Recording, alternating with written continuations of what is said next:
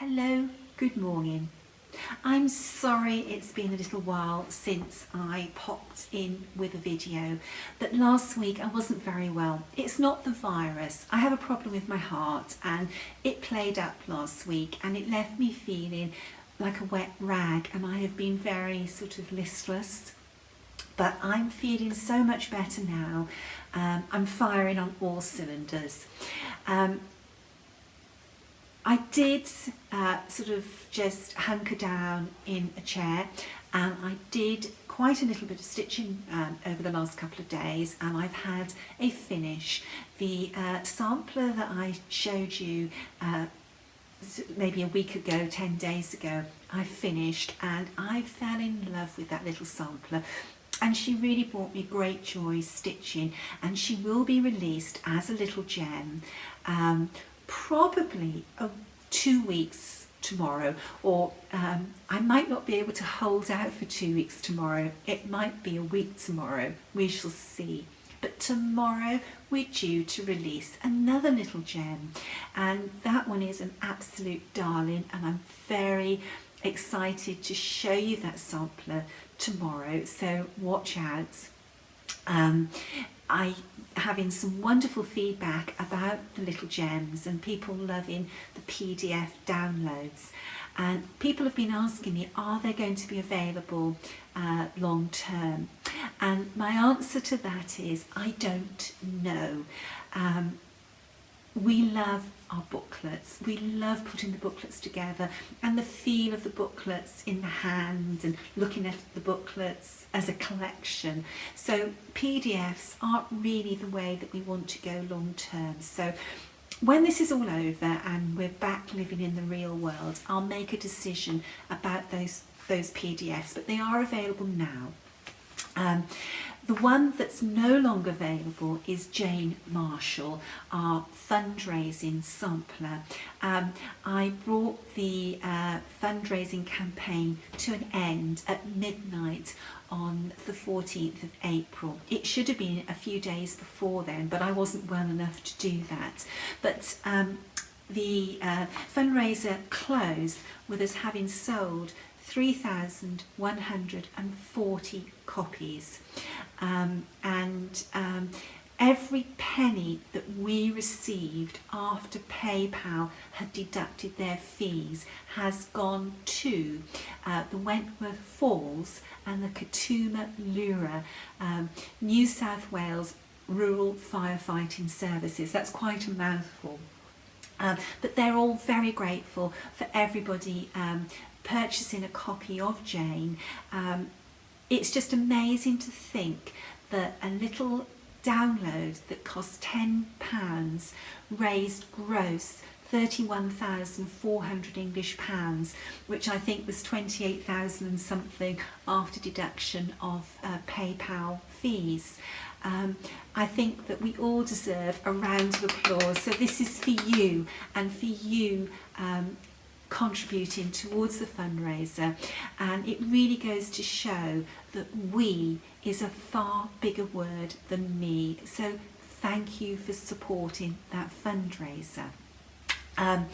Okay, so I go back to what I started about, which was I had a finish. So a finish means a new start, and my new start is a sampler that I showed the original a little while ago, and I had so many emails and messages about this sampler that I decided to make a start. And I think that this little sampler at this time, because it's all figures in different costumes, it's a time when the world is pulling together, so this sampler seems appropriate to stitch. Now I'm stitching this sampler on Weeks Dye Works Zweigart base linen on 46 count in cocoa, and I am changing some of the colours. And at the moment I've only changed 2 colours, and I've given this little girl here a fancier skirt, and I've given her red shoes. Girls with a little bit of sass, and she's got sass with her hands on her hips, wear red shoes. So, and oh yes, and I changed this queen and I gave her a regal purple colour to her gown. It was pink before. So this, whilst this is a reproduction in the stitches, it's stitch for stitch, the colours will be tweaked throughout. The other thing with this one, the original, the figures had backstitched outlines, and the reason that the original stitcher or stitchers did that was because that sampler was stitched on 16 count. That was only 8 cross stitches to the inch, and that was why it was so big. The stitch count of this sampler is not huge. It was just the fabric was, 16 count is very, very low to work on. So it meant that as they were creating the shapes, it was really pronounced staggers through the cross stitches, and that's why they put that back stitch on to give the shapes a smoother outline. Well, when you stitch on, say, 25 count, 28 count, 30 count and upwards, that stagger is not so noticeable, so the outlines don't need to be backstitched because they are relatively smooth. I love this one with the little swimming costume. Very, very sweet, and I'm looking forward to this one developing. I'm charting the sampler as I'm stitching it, so I'm praying I don't get anything wrong. I do have lots of double checks and reference points as I'm stitching. I had a little bit of mail this week last week from the States, and I had a box full of beautiful silks, which have gone to a model stitcher now in the UK, and the box also contains some linen, and the linen that came was Legacy Linen Honey Glaze, and this is a new colour for Legacy Linen, and it's 30 count. Now I know that a lot of you have started to stitch on the wild honey, so I'm going to show you a piece of the wild honey for comparison. Wild honey, which is this one, is 37 count. Honey glaze is 30 count, and this is pecan shortbread, which is also 30 count. And I have got my DMC shade card here, so that you could see. Now my shade card is very tatty because this gets a huge amount of use. So you can just see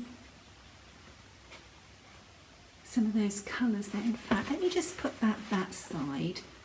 That colour might be slightly better. I think that the colours that is probably the closest is 950.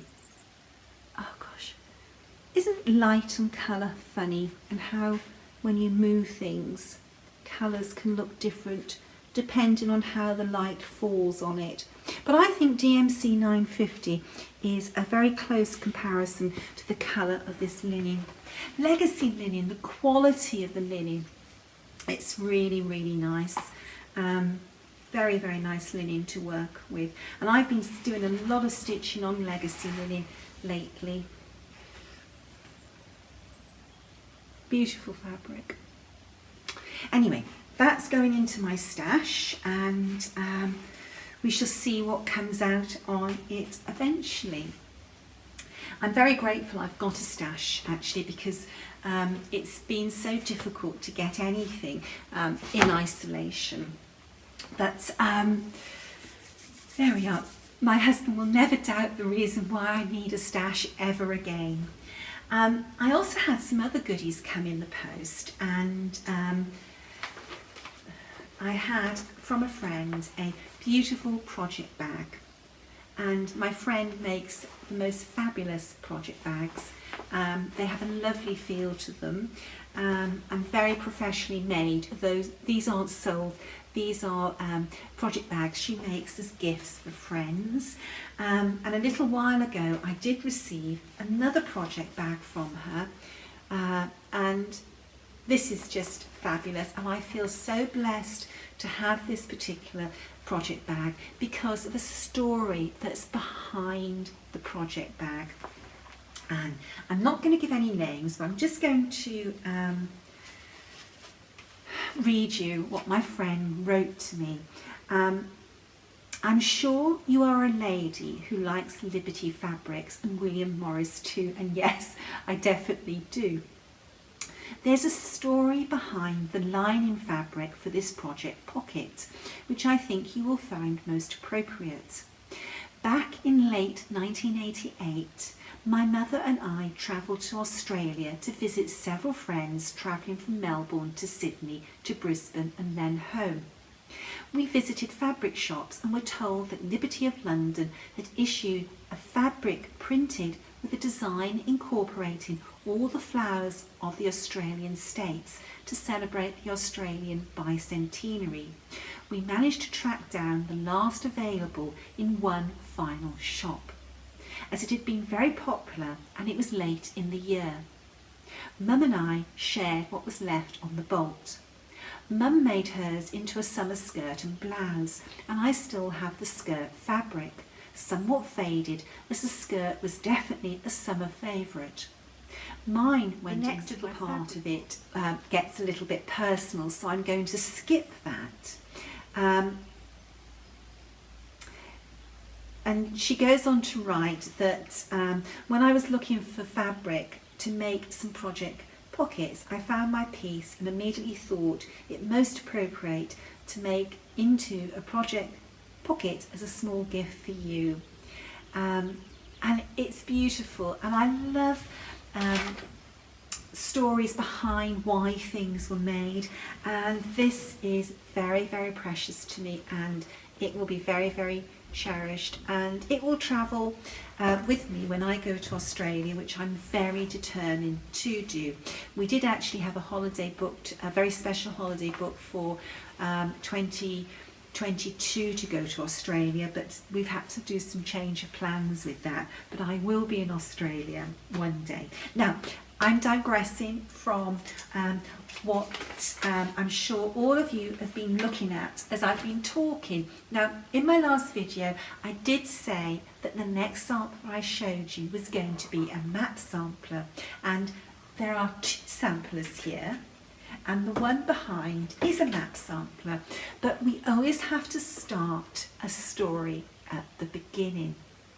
Now, I saw this sampler come up for sale in a local auction, and I couldn't resist it because it was a local sampler. It was stitched by a Philippa Jane Wilcock in Marham Church School. Now, Marham Church is not a church, it's actually a village on the north coast of Cornwall, and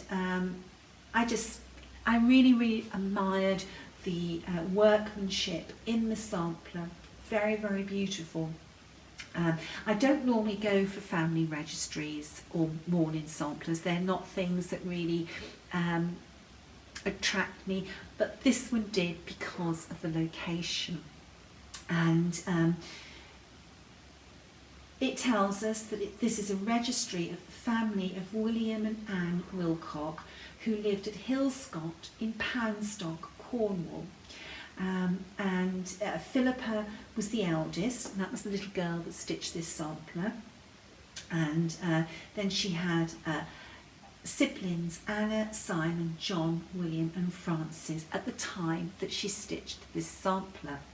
And her Frances, she actually records as Frances Mabley Wilcock, and Mabley was Anne's maiden name, her mother's maiden name.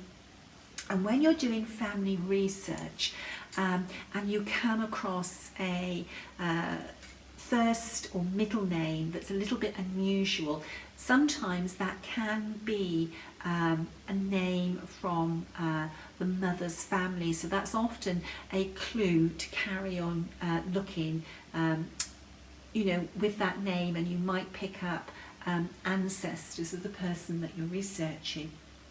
Now,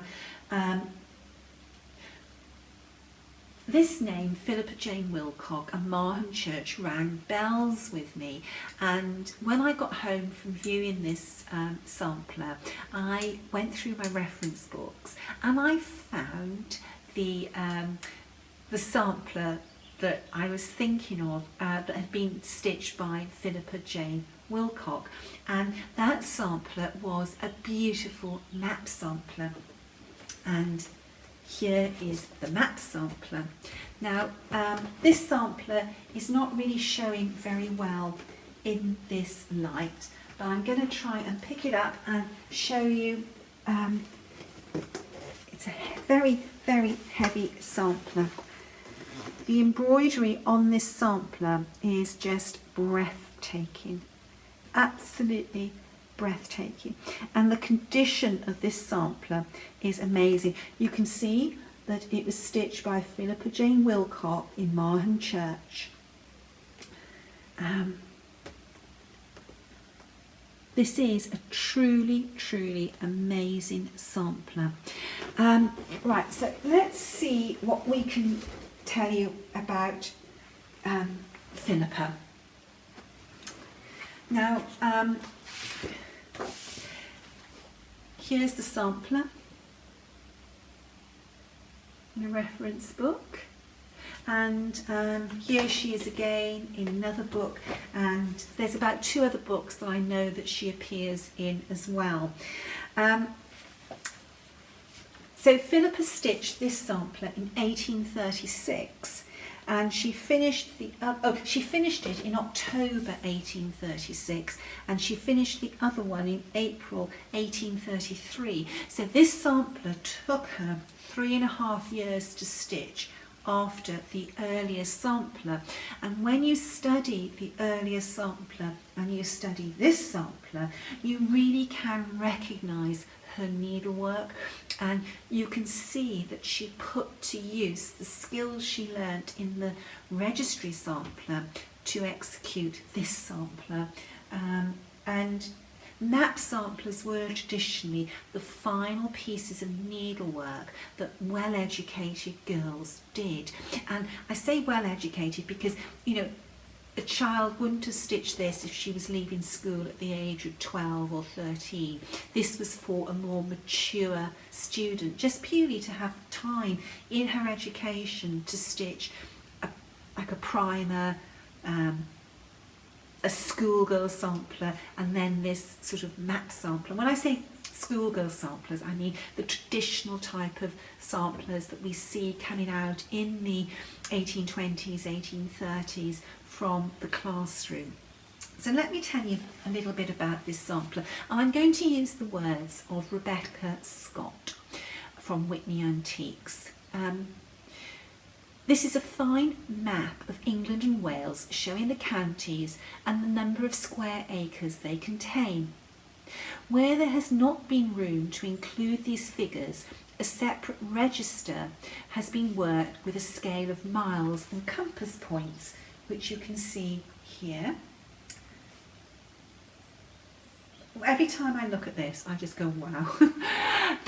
The sampler was worked with brightly coloured lustrous silks, and its most striking feature is an impressive freely worked floral border of intertwined flowers which include the national emblems of England, Scotland, Ireland and Wales, with 2 sprays of lilies of the valley, and the leaves and petals are beautifully shaded. Now, it doesn't mention this in the book, but I know why she chose lilies of the valley, and that's because it's Cornwall's flower, and we're very proud of lilies of the valley, and on Flora Day in June we wear lilies of the valleys on our lapels. Anyway, I'm digressing again. Embroidered onto a fine cream wool ground in satin stem, cross, chain, French knots and long and short stitch. The village of Marham Church is mentioned in the Domesday Book of 1087 and is situated 8 miles from Holsworthy. When Philippa worked her sampler, the census figures for 1831 and 1841 indicate a population of about 659 people in that village. Baptismal records show that Philippa was born on the 7th of January 1821. But that's not actually right. She wasn't born on the 7th of January 1821. She was born on October the 20th, 1820. She was baptised in 1821. She was the first of 7 children born to William and Anne Wilcock. Now the sampler shows that she has 5 brothers and sisters, making her the 6th. She was the eldest. But there was another child born in 1837, which was 4 years after she stitched that sampler. Now I think the fact that she was born in October and she was christened in the January of the year afterwards shows that she was probably a very healthy child and there was no rush to baptise her early. William Wilcock was a well-to-do farmer employing 5 labourers on his 60-acre farm named Hellscroft, and he had to have been fairly well-to-do to afford to educate his daughter up to the age of so, hold on, let's think. She was born in 1820 and that was stitched in 1836. She was in school in October of that year when she was 16 years of age. So, he could afford to send his daughter to school. It wouldn't have just been her, it would have been her brothers and sisters as well, and educate them into what was, quite old for children in that time. Marham Church is a very pretty hilltop village of whitewashed and thatched cottages, and it still is today. There was a Danes school in the village, but it's more likely that in keeping with her parents' income, she attended a small private school where embroidery was taught to a very high standard. I've tried to find that school and there's just no record of it, and I've contacted local historians but just can't find anything about it. I'd love to find out more about that school. Now this registry sampler, I've actually seen a few of these that are identical to this one except for obviously the family information. So if there are several of these, there should be a few more map samplers floating around. I would love if anybody has a sampler that has been stitched in the village of Marham Church. I'd love to hear from you because it would be really nice to find out more information about all these little girls, and maybe one day we'll be able to find the name of the needlework teacher that taught such beautiful embroidery to a very, very high standard. And I'm very thrilled that I've managed to bring 2 of Philippa's pieces of needlework back together. I think that's quite amazing that needlework that was stitched in the 1830s have been brought back together in the 21st century. Philippa actually died quite young, which is a little bit different to what's been written in this book, but I have found her death record. She died very, very young when her child was only a few years old, and her needlework obviously went off in 2 different directions over the centuries, and it's just wonderful that they've been brought back together. This sampler from an auction in Truro and the map sampler from Whitney Antiques. The map sampler was actually in Rebecca Scott's personal collection for quite some time, but she very kindly agreed to let me have her so that the 2 samplers could come back together. Anyway, I hope you've enjoyed my ramblings, I'll be back tomorrow with our next little gem. So until tomorrow, stay safe, stay well, and bye-zy bye.